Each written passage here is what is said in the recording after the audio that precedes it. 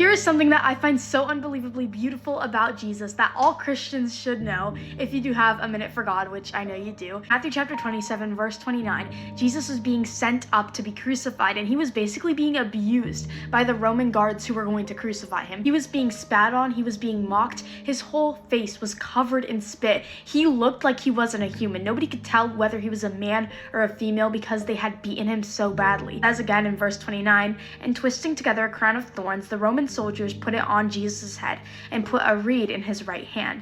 And kneeling before him, they mocked him, saying, "Hail, King of the Jews."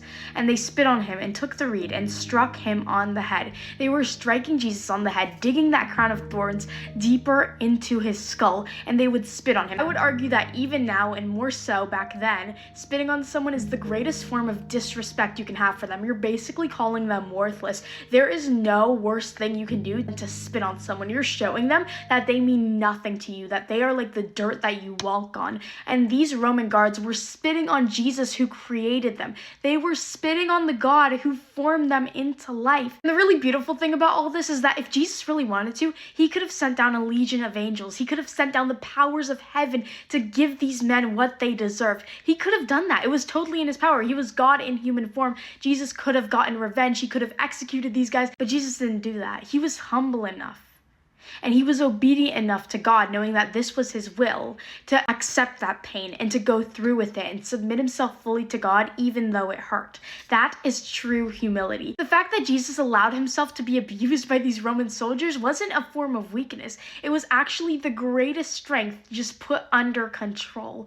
The strongest man who ever walked on earth didn't turn his head when he was being spit on. He didn't flinch when he was being struck by a reed and there was blood gushing down his face. He allowed it to happen because he knew that that was God's plan. It was obedience, humility, and submission even when it hurt. And so because we as followers of Jesus are called to take on his traits and become more like him, we need to learn that just because you're silent, just because you allow yourself to be persecuted and you don't say anything about it, that doesn't mean you're weak. Don't try and get revenge on people. Don't try and attack them or retaliate when they do wrong to you, but know that there is a God in heaven who will give them perfect judgment, who will judge them for every action that they've done. And that's not your role. Your role is not to fulfill judgment, but to be a steward of God's grace. So whenever people revile you, whenever they curse you, whenever they spit on you, allow it to happen. And that's not weakness. That's strength under control, just like how Jesus showed his strength when he was being spit on by Roman soldiers. Thank you for watching this video. If it helped you, drop an amen in the comments. I love you guys so much.